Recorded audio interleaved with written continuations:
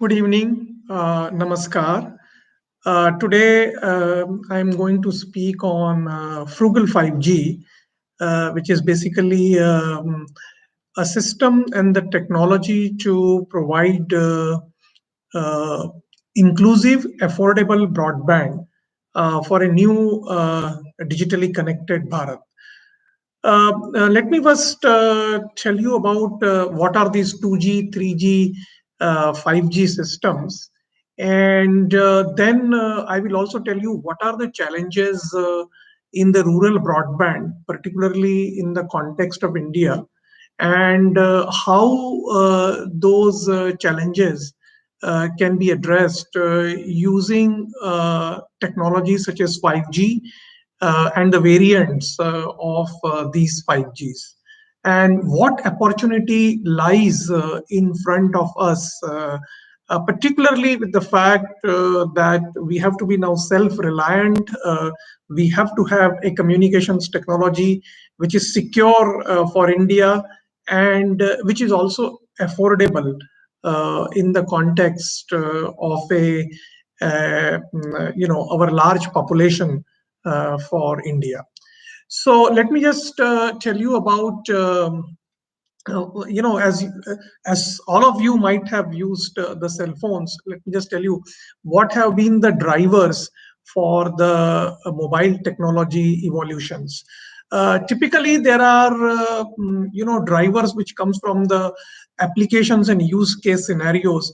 For example, voice is one use case. Then we saw the internet use cases where you can do web browsing, download.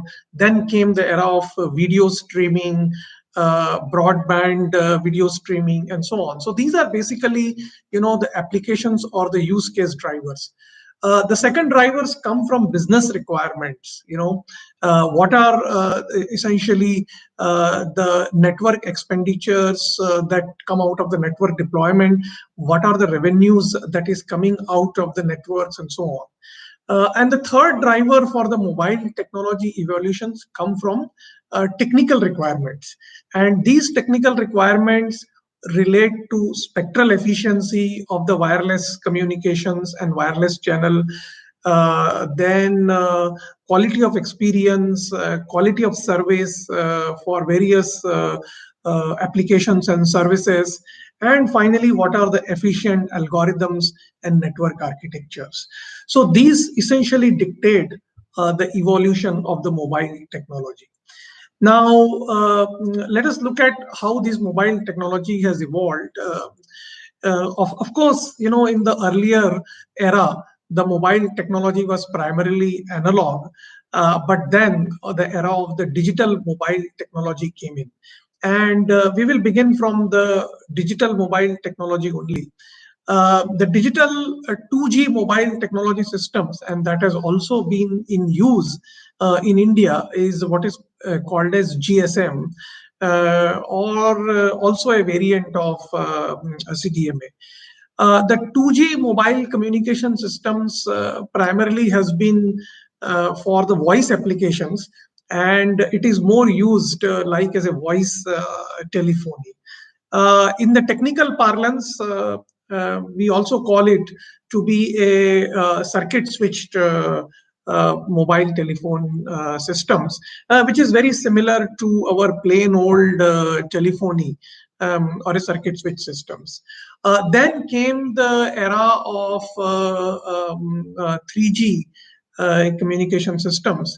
And in the 3G communication systems, we not only had the voice, but also some data services like internet browsing and downloads as well. Uh, Finally, when we move into the 4G, or the LTE communication systems, the 4G technologies were essentially based on what we call as the packet switched communications. So what is the packet switch communications? The packet switch communication is that not only the data, but also your voice is transported in the form of packets. So essentially what we are saying is that these are voice over IP or voice over LTE packets, and therefore the entire network architecture is now based upon a packet transport communication, which is very similar to the internet technology. So essentially, this is how the evolution took place from 2G, which was primarily a voice-centric mobile telephony system, to a 4G, which became predominantly a packet transport or an internet-based system. Now, this, as I already said, that there have been many drivers for the mobile technology evolutions. So one of the drivers was like new applications and services. So obviously, when the mobile technology evolved from 2G to 4G systems, the services evolved from the voice, then voice plus data, to predominantly now the data or the internet systems. So now, where is this mobile networks today is headed? With the 4G communication system, which, as I already said, is mainly a packet-based data communication systems, there has been a tremendous growth in the internet data communications over the cellular telephony. Mobile data has grown significantly in the last decade or so, and worldwide there are about 8 billion mobile subscribers, and out of which approximately almost close to 6 billions have been the broadband subscribers. So as we can see that increasingly now the broadband communication is taking place over a cellular phones or a mobile phone. Now, where do we go from here? Um, Now, as I said, 2G was primarily voice, 3G was voice plus data, 4G predominantly became data and essentially, internet, which also means internet browsing and so on. Now, the next evolutions comes to 5G, and that is where the question arises that how 5G is different from the 4G communication systems. So let me just give you a brief background on this aspect, that how 5G is different from the 4G. Is it just a faster speed, or is it much more than that? Now, 5G communication systems has really brought in a significant paradigm shift from the 4G communication systems. In some sense, it is similar to 4G in the sense that it is also going to be a packet transport based systems, but at the same time, technologically, it has brought in a very important paradigm shift, and that paradigm shift is reflected in the fact that 5G is now catering to three different and diverse use cases. One use case is what we call as the enhanced mobile broadband. And this enhanced mobile broadband is very similar to, you can say, that your ability to use faster downloads or faster video streaming. Essentially a significantly improved version or an experience of your 4G telephony or a 4G internet access. So that use case we call enhanced mobile broadband, or what is normally abbreviated as EMBB. But the second important and very significant use case is what is called as ultra reliable low latency communications. There are many applications and use cases which do not require very high throughput, or as in and the normal parlance is called high speed. We don't require, but we require very low latency. Very low latency, that means very low delay. So your data rate may not be very high, data rate may be low, but the latency has to be very, very low. And that is what is called as ultra reliable, low latency communication. So this is second use case which has been defined. The third use case in the 5G is what is called as massive connectivity in the form of large numbers of devices, perhaps billions of devices, which are going to be internet enabled, leading to what is called as Internet of Things. And therefore, a massively connected Internet of Things is the third use case which is going to get enabled by the 5G.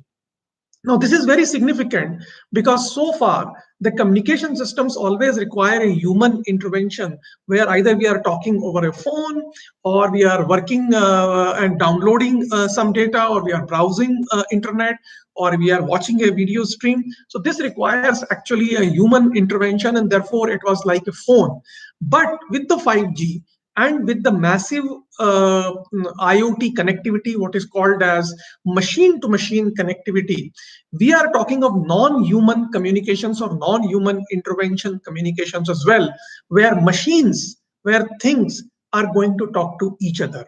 When machines talk to each other, it leads to an entirely different paradigm. This is going to get enabled by the 5G. And in this context, therefore, I see that it is a paradigm shift because this technology, and of course, later on, the future evolution of the technology will take us to a very pervasive, digitally connected world. And this is how we see the difference of the 5G from the 4G. So in the 5G, we are saying it is not merely a high throughput or a high speed, but it is these things: ultra reliable, low latency communications, enhanced mobile broadband, which is of course a high speed, or massive machine to machine connectivity, where billions of devices will get connected with each other, leading to what is called as MMTC type of use case. So these are the three different use cases that comes about. And what are the then the typical parameters or numbers of this we are talking of? In the case of enhanced mobile broadband, we are talking of very high data rates, peak data rates of the order of several gigabits per second, and a very high mobility support, maybe 500 kilometers per hour. So we are talking of a scenario where you are sitting in a bullet train kind of a thing, and yet you are able to get a very good experience in terms of a very high data rate. In a case of a machine-to-machine communications, I have already said that in a very small area, large number of devices are there. These devices may be small sensors, for example, for air quality monitoring sensors or for traffic monitoring signals, traffic signals, or for smart meters, energy meters, or these could be the sensors in the area of agriculture, or these could be the sensors which are used by intelligent transportations and so on. So this could be like a sensor networks which may get enabled. Uh, and these enhanced capabilities come with an increase in the energy consumption. It comes with an increase in the network deployment cost, and it also will come with an increasing complexity of the networks. With these really complexity and the questions, I will not in this talk about the communications like ultra reliable low latency or the machine type communications. Ultra reliable low latency communication is useful, particularly now in today, as we see that post COVID we can have a scenario where telemedicine become important, and for telemedicines, for doing let us say a robot operated surgery, a very small delay is extremely important, and therefore latencies become a really very significant issue. And ultra reliable low latency communications then is an important use case for the 5G. Similarly, vehicle to vehicle communications or electric vehicles and so on, driverless cars, which has been also talked about. So all these cases essentially fall into the category of ultra reliable low latency communications. But today, I want to pick up an important aspect of mobile broadband, and particularly in the context of the rural broadband. See, we need to understand an important thing, that when the cellular technology was developed in the Western world, already people had access to wired telephones. Everyone, almost every household had an access to a phone. And everyone was getting a broadband connection through cable or fiber. You needed a cell phone for mobility. So mobility was the major driver. So you don't need a phone when you are at home, because everyone already had a phone at home. But you need a phone when you step out of the house, you get into a car or you are moving, then you needed a phone. In India, if you recall that in the late 90s, till about late 90s, our tele density was extremely low. People did not have access to the wired telephony. And when the cell phone came in India, the cellular telephony became the primary phones for many people, and it still continues to be. So in India, mobility was not the major driver. In India, cell phone actually became the primary device for the phones, because most Indians, did not have access to the wired telephony. And that is why the proliferation, or as it is called, exponential growth of the cell phone subscribers had happened in India today. Now, when we move from the voice to broadband data, then also now the cell phones are becoming an important device, because unlike it in the Western world, where there is an access to broadband through fiber to the home or cable to the home, very few Indian homes have access to broadband through fiber or cable. And most people, almost a large fraction of our Indian population, will access the broadband through the cell phones only. And particularly in the rural area, the broadband access will happen primarily through the mobile telephony as well. So in this context, therefore, cellular technology has become a primary device in Indian homes. It is not required only for mobility. So in this context, let us see what is the broadband connectivity. Today, for example, 40% of the world population, if we see, is unconnected, even though there has been a proliferation of the cellular telephony. Majority of this is lies in the developing world, and particularly in the rural areas of the developing world. And the same story is there for India. Now, if you see the Indian scenario, then in the Indian scenario, even though we say that about 1 billion cell phone subscriptions are there, truly speaking, only 200 or 300 millions have the broadband access. About 700 millions do not have the true broadband access. I mean, by true broadband, I mean 4G and better. And majority of this, lies it in the rural areas. In the rural areas, the access to the broadband, particularly, very high throughput, good broadband, is still a big concern. And why is that? I mean, this is a question that we need to ask, that when the primary device for accessing the broadband in India is a cell phone, why our telecom operators, internet service providers are having challenges in providing the broadband connectivity in the rural areas. So let's look at what are those challenges. Those are there. Now, there are three main challenges, and these challenges basically relate to the characteristics of any rural setting, but particularly so in the context of the rural India. One important thing is that in the rural area, we have very low average revenue per user.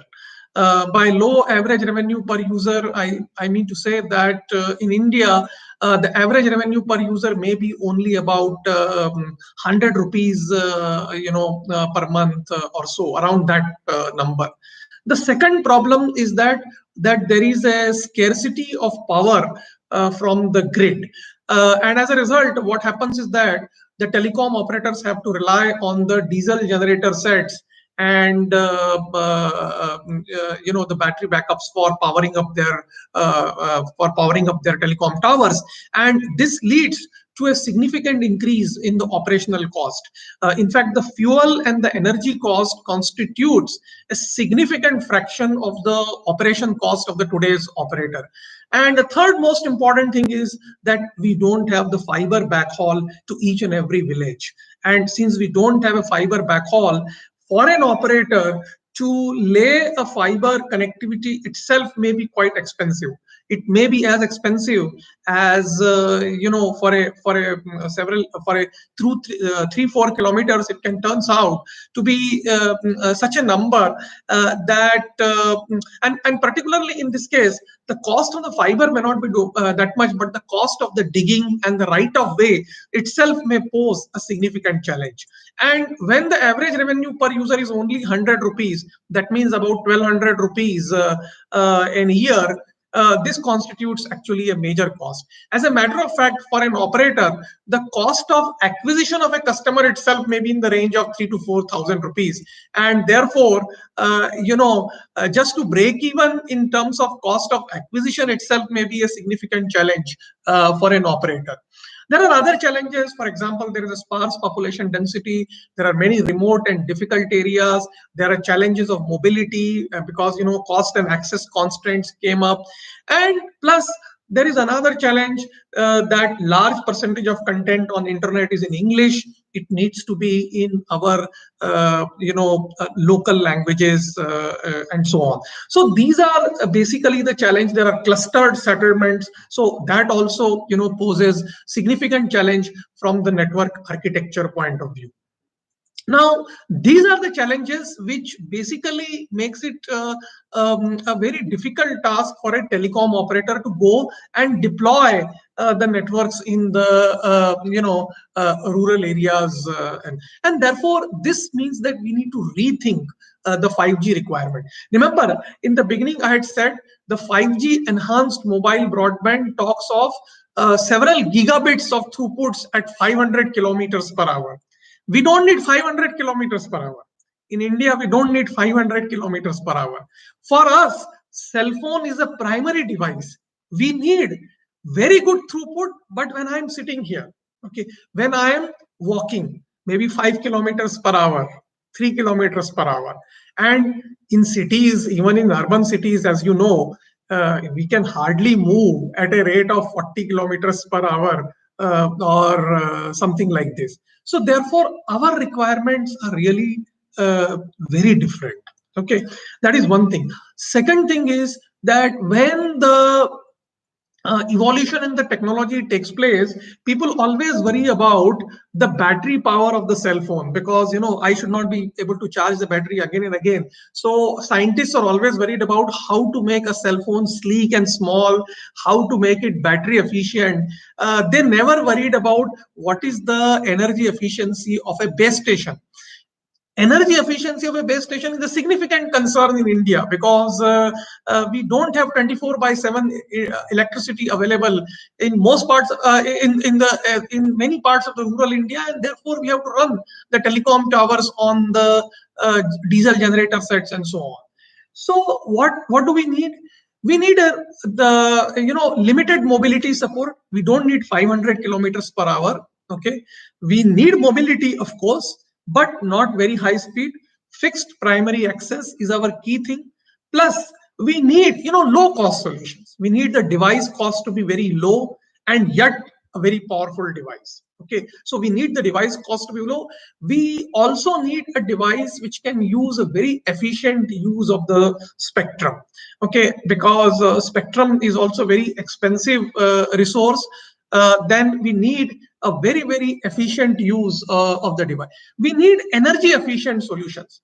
We need to lower the energy consumptions of not only the cell phone but of the entire network energy energy consumption needs to be reduced. And thirdly, we also need a large coverage area support. In our rural areas, we need a support for large cells. We don't need smaller cells. We need a support for large cells, which will reduce the capital expenditures and also reduce the operational expenditures. And perhaps we need a less stringent availability requirement. In telecom parlance, what happens is that when you improve the availability from 99.99% to 99.59, then suddenly the cost increases significantly. In a rural setting where we are not getting, even 4G so well, even if we get 4G at 99% of the time, it is good enough, and that itself will reduce the cost significantly. So what we are saying, low mobility, large coverage, energy efficiency, spectral efficiency, maximize the throughput, minimize the cost. When we combine all these things, we call it a frugal 5G. In fact, we propose these concepts to our IEEE Communication Society standards, and we have started now a new activity under the name of Frugal 5G in the IEEE group, and coming out with a new standards of Frugal 5G, which is now being standardized under IEEE as IEEE P2061 project. Now, what are we saying about this Frugal 5G architecture? We are saying that let's have a large coverage area cells to provide ubiquitous connectivity, but you could have small cells in the rural areas which could be to provide high speed access. For example, this could be Wi-Fi hotspots. Now, these are like Wi-Fi hotspots, but the fiber penetration is there at certain point. Now, how do you connect these Wi-Fi hotspots? And for that, we are saying that wireless middle mile can be used to backhaul the data from these small cells of Wi-Fi hotspots to a fiber point of presence. And these small cells could be 5G NR or a 4G kind of a cell as well. And since fiber is not going to each and every village, we are proposing the concept of wireless middle mile. And this wireless middle mile, since we have to cover a large enough area, it should be in a spectrum which can cover large area. That means 700 megahertz spectrums, like particularly TV spectrums like 500 megahertz or 600 megahertz, because lower the frequency, larger the area you can cover. And this is how you can have a technology which can provide the wireless middle mile, which is in some sense we call it extension of optical point of presence to the villages.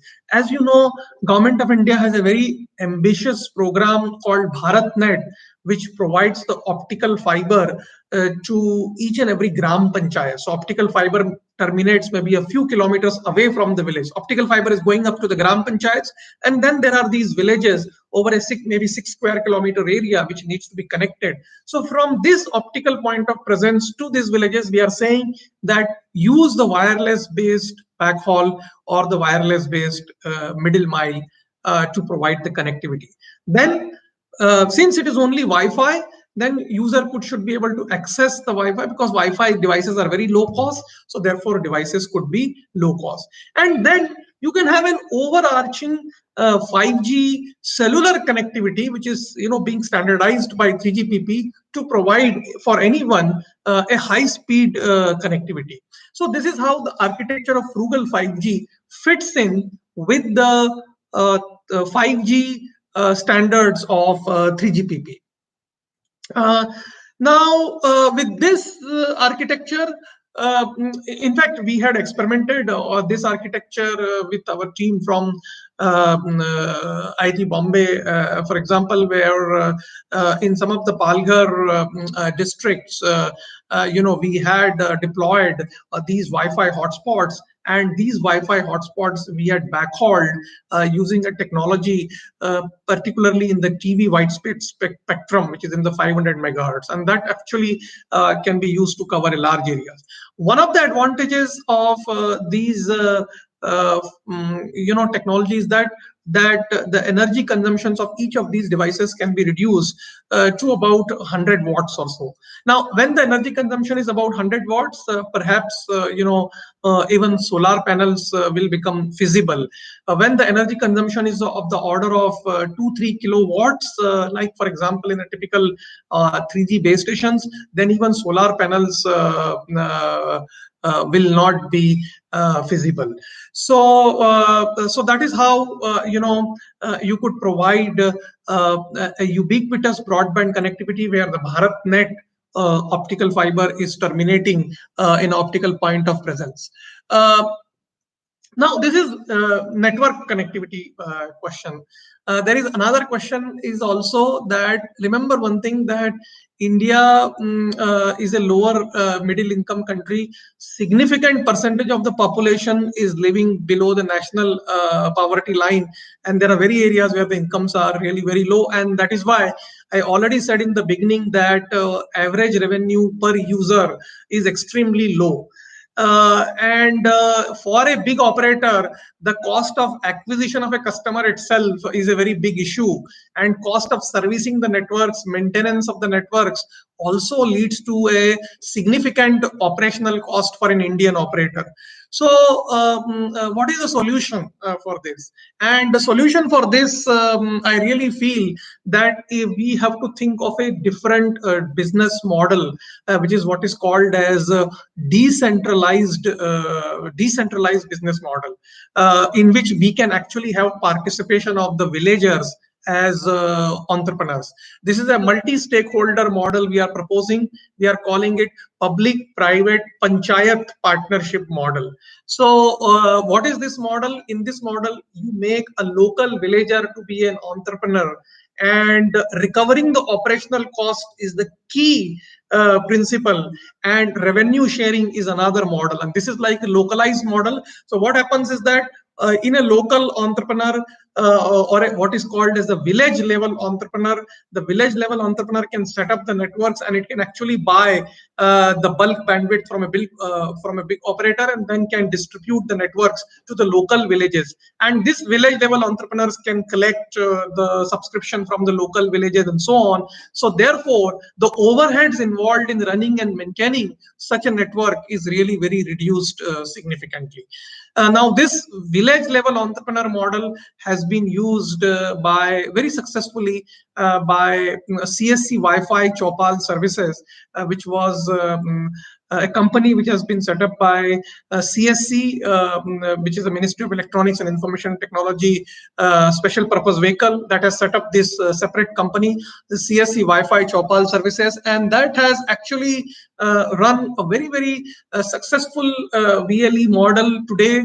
A large number of villages and gram panchayats are having the CSC Wi-Fi Chopal, which is making use of government's BharatNet optical fiber. In fact, these VLEs are also involved in maintenance of these optical fiber in various gram panchayats where the phase 1 BharatNet connectivity has gone. And I think this VLE model is very significant in bringing down the operational cost. This is like a new business model where large number of villagers are made entrepreneurs, as well as that brings down the operational cost, and then big operators can really take care of their networks up to an optical point of presence which gets terminated, let us say in a gram panchayat like BharatNet. Now, this is a model which I believe is sort of extremely important from the point of view of reducing the operational expenses. The reducing the capital expenditures, I already said that instead of fiber, we may have to use the wireless based middle mile as well. So this is what I wanted to share some thoughts on what are the challenges in taking the rural broadband connectivity. I see some questions, some of you have asked some questions, and one of the questions, of course, is what is its effect, the radiation effects. Let me just tell you first of all that the radiation effects, whether it is 2G, 3G, 4G, 5G, it is not related to 5G or 4G or 3G. We should talk of the radiation effects of the radio frequency waves, so based upon the spectrum. So it's not like that 5G will have more radiation effects or so on, because 5G is going to work in a similar spectrum band in which 4G is working. It will work in 700 megahertz, it will work in sub 1 gigahertz, and so on. Another thing is that all these frequency bands, spectrum, UHF, VHF spectrums, we call it non-ionizing radiations. And these are different than, as the frequency increases, the wavelength decreases, and as the frequency becomes very large, let's say like X-rays and gamma rays, then it essentially leads to an ionizing effects and ionizing radiations, and that's why that X-rays and gamma rays could be harmful. But these are like lower frequencies, and in the lower frequencies, the effects are only non-ionizing, and non-ionizing effects are primarily the heating effects. And these heating effects are very similar to the heating effects that we get when we sit in the sunlight, because ultimately sunlights are also fall in the same, so we start with RF, then we, as the frequency increases, come to the visible spectrum, and then we go into the ionizing radiations. So I would say that there are, no harmful effects of the radiations just because it is because of the 5G. Now, of course, as someone has asked, why the technology changes keep happening, and therefore it incurs high cost of modifications. Well, as I already said in the beginning of the talk, the technology changes are driven by our own needs, new applications and use cases. So as I said, 2G, we were using phone only for voice. And of course, if we don't need internet access and so on, then we can live with the 2G phone. But then the same phone could be used for the internet access. The 3G came, and that is why you needed to have a technology evolutions. Finally, you needed a very high speed broadband, and we went to the 4G. Now we need a scenario where we want not just human to human communications, but we want all devices to get connected, and really a transformational effect taking place in the healthcare sectors, agriculture, transportations. And that is why we have these generations. Well, whether 5G will use tower to tower communications or it will use satellites, it will, in one form it may use satellites, but its likely deployment in the early cases is going to be the same like 4G, essentially the tower based communications. But 5G is also going to work in millimeter waves, that is 26 gigahertz kind of a frequency, and since these are higher frequencies, so wavelength are smaller, that means antenna sizes are also smaller, and therefore you need not have a very high towers. You could actually are likely to have a smaller cells, so you could actually have these things deployed even on the side of a buildings also. So on the other hand, but if we go to sub gigahertz like 700 megahertz or 800 megahertz kind of a bandwidth, then the towers will be similar to what is there in the 4G communications. Um, Now, what is the India's status of progress as compared to rest of the world? So let me just tell you that in India, we actually had championed Telecom Standards Development Society of India, which is called TSDSI. In fact, I was the founder, vice chairman, and then I became the chairman. This we started in 2014. 2014, we became an organizational partner of 3GPP, which is driving the next generation wireless standards. Before 2014, India had hardly any participation in 3GPP standards, but you will be happy to know that in 5G, many of contributions have come from India, Indian academia like IIT Bombay, IIT Madras, IIT Hyderabad, and many other Indian companies have contributed to the 5G standards participations as well. This we should increase definitely. In fact, after the post-COVID, as has been mentioned by our Honorable Prime Minister also, that we have to be self-reliant. And by how do we become self-reliant? We actually need to own our intellectual property. We need to drive the next generation wireless standards. And now we have made a beginning, but we have to really consolidate it. After 5G, there will be, of course, beyond 5G standards, 6G standards. So we need to keep driving the next generation wireless standards as to address the particular requirements of our country. And therefore, this is very, very important that we keep driving the of course, will new mobile devices and new mobile SIM cards will be required to use the technology? Yes, that is true. That in the case of a 5G, the new mobile technology will be, new phones will be required. That phone will be very similar. You will have a 5G, but you will also can be enabled the 4G and 3G for backward compatibility as well. But as far as the core network is concerned, the core networks of the 5G is very different from the 4G. In fact, the core networks is going to be increasingly what we call as the softwareization of the mobile networks, and therefore it is going to be based upon software defined networks and network function virtualizations kind of concepts. So 5G core is yes, it is different from 4G, so it does require a significant investment from an operator to change that 5G core. So that is of course one aspect, but in this talk I also talked about Frugal 5G. So what we are saying that Frugal 5G can work with a core which is cloud based as well, and can be made low cost as well. Um, of course, there is this question, when are we going to have a deployment of 5G? When is 5G going to replace 4G? The trials of the 5G have begun worldwide, and many countries have started deploying the 5G technology. The US has deployed, in some part of Europe has deployed, South Korea has deployed, China has deployed.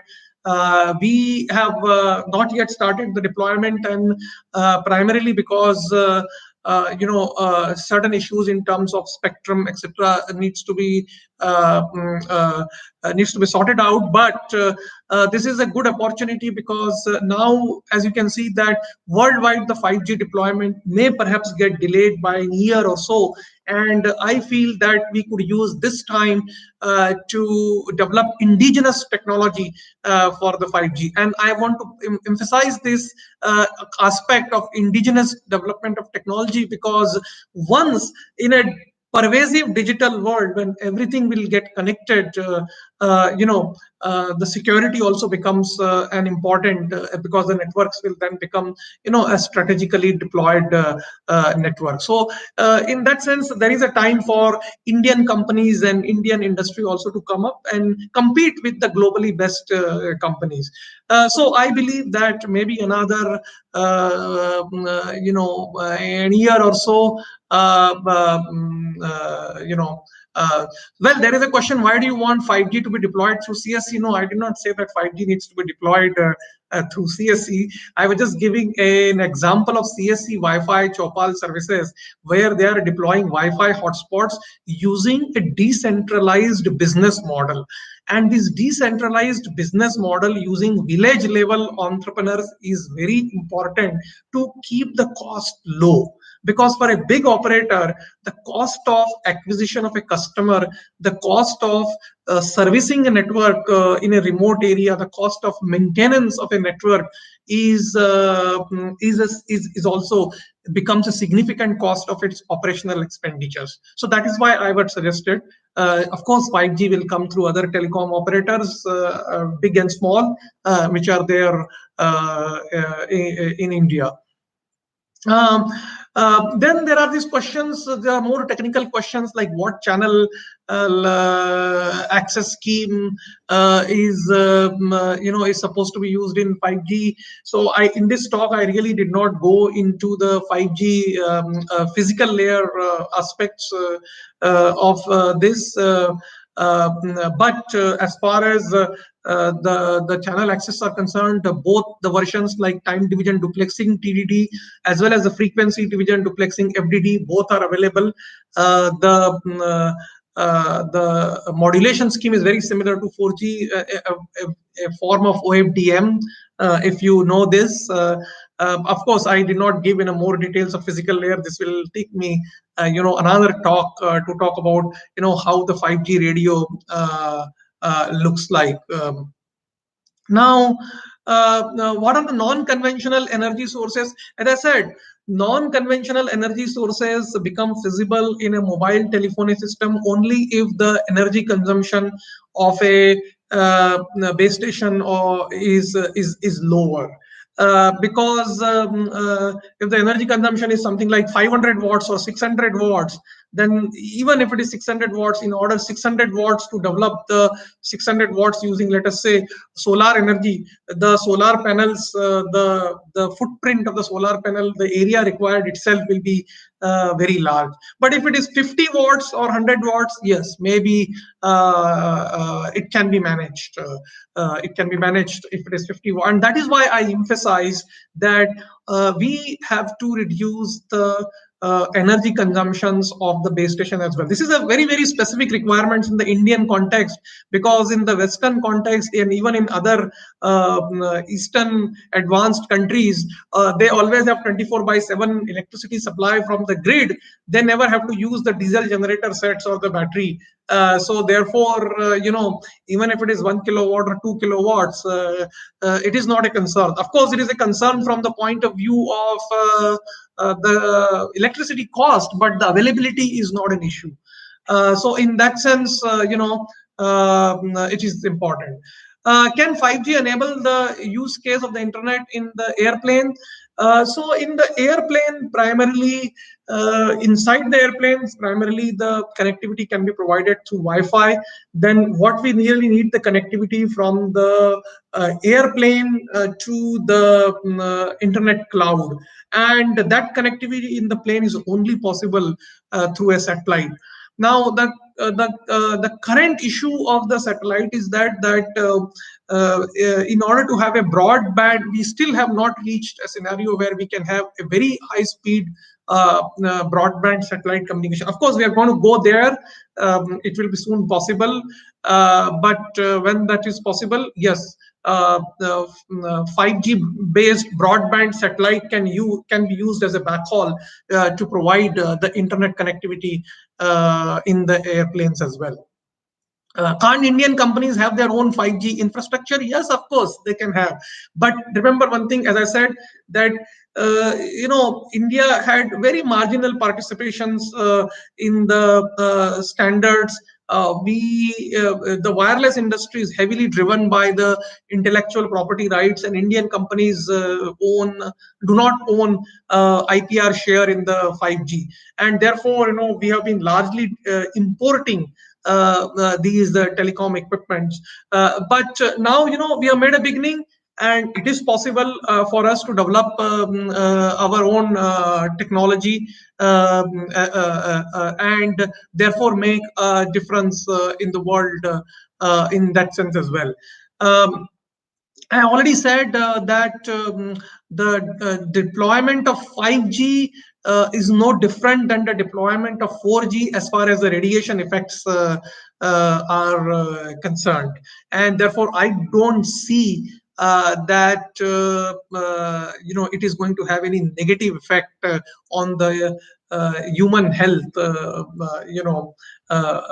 just because the 5G technology is there. Now, existing optical fiber infrastructure, yes, existing optical fiber infrastructure will work with 5G because the fiber have a capacity to carry terabits of data, so that's not an issue. And that is why I was already saying that in fact in most of the Western world you have fiber to the home, and therefore you can carry gigabits to the home directly. But in India, the cell phone is going to become the primary phone for accessing the broadband. But as far as the towers are concerned, for their backhauling, the optical fiber infrastructure would work. Unfortunately, what has happened is that in India, for 3G, 4G backhauling is also being done using at some places using the wireless based backhauls also. But wherever there is an optical fiber infrastructure, it would really work in that. Uh, Now, what are the things that will get enabled with the 5G? 5G, as I said, just provides a communications pipe. And since it provides a communication pipe for enabling three types of services, use cases, as I talked: ultra reliable low latency communication. So that means delay is very small. So therefore, applications like AR, VR, vehicle to vehicle communications, telemedicines, robotic based surgery, all these kind of applications get enabled. The second one is, I talk machine type communications, billions of devices getting connected. And third one is the enhanced mobile broadband. So what happens when these, in a digitally pervasive connected world, when it happens, then you get large number of data that can come to the cloud, and that data can be analyzed through modern techniques like quantum computing. You can analyze, or you could analyze using machine learning, etc. And by using this, you can make better use of this communications bit pipe and deliver more enhanced services to the end users. So that possibility exists when we have the 5G based communication systems. That is how it could work, for example, in conjunction with machine learnings, artificial intelligence, and the quantum the quantum communication systems. So those possibilities really become much more useful. Then, of course, there is one question: when the 5G sets will come. 5G cell phones are available in many parts of world, they are available, for example, in South Korea. They are available in the US. Many companies are making chipsets are available. Many companies are making these chipsets, and they will look very similar to 4G phones. So there will not be any different. But unfortunately, 4G phones cannot be upgraded to the 5G phones because, as I said, that the 5G phones is using a completely different technology, and therefore, unfortunately, you will have to use a different phone. But 5G phones will come with interoperability with the 4G or 3G technology. So if you have a 5G phone, you will be able to use. So today, for example, you can buy a 5G phone which has 4G LTE and 3G also. So even though in India we don't have a 5G network operator, we could still use that phone for 4G. And whenever the 5G is deployed, you can switch back to 5G. So that is possible. But the reverse is not possible, that if you have a 4G, if you can just do a software upgrades, then, unfortunately, it is not possible to use it 5G, because the radio is different. It is not just merely it is not just merely, since the radio is different, it is not just merely the software upgrades. But as I said, that the 5G technology is moving to an era where the core networks will become more and more software dependent. So when we move from 5G to 6G, maybe just software upgrades may be sufficient. Okay, you don't, because hardware will be based on mostly, at least in the core networks part, will be based on the commodity hardware, and therefore merely by software upgrades the network operator may be able to upgrade their networks from 5G to 6G. And this is actually very, very important, and that is why we called it softwareization of the mobile networks. So from that point of view, maybe in 6G, a mobile operator will not have to do much more investment. But unfortunately, that is really not possible right now. Can you design a system that doesn't need network operator? You need a network operator to, of course, you could have a completely mobile ad hoc networks, which is being run by many agencies. Like it is run by the police, has its own communication systems. The defense, the military have their own communication systems. So you, in principle, of course, but you need the network operator to manage the networks, to provide the quality of service, and to integrate this with the existing public network infrastructures. So that is why and of course for this you need to pay to the operators as well. Does 5G defy Moore's law? Well, the 5G doesn't really defy Moore's law in the sense of evolution of the technology, but I believe that there has been certain fundamental paradigm shift that have come about these technologies. So finally, I want to conclude by saying that the mobile communications technology has evolved primarily from being voice centric to voice plus data, and with the 5G we are moving to a system where not just human communications or human interventions, but billions of devices are getting connected, and and ultimately it will lead us to a all pervasive digitally connected world. In an all-pervasive digitally connected world, it is extremely important that we do not lose sight of a large populace of in our own India, our own Bharat, where a large population lives in the rural area. We have to address that requirement, and that requirement is not very high speed mobility. That requirement is not 500 kilometers per hour. That requirement is not very large energy consumptions. We have to work on reduced energy consumptions. We have to work on fixed mobility, fixed connectivity, not very high speed mobility, and yet achieve gigabits of speed in order to give that experience when we are at home or we are moving with a low speeds. So these requirements, which are very unique in the Indian context, also have to be brought in technology evolutions and driving of the technology. And therefore it is very important that we take our requirements, we take our IPRs to the international standard bodies and influence those standards to meet the requirements. We should become a driver. Currently we are mostly like biggest, as it is said, biggest, second biggest telecom market in the world, but we should become a a country where we start driving the technology for our needs in order to become a self-reliant. We need to become self-reliant in the technology, and it is extremely important given the fact that 5G is going to be the backbone of the communications in the years to come, and 5G and 5 beyond. It is very important that we drive this technology and become completely self-reliant, that will give us a control of this technology. I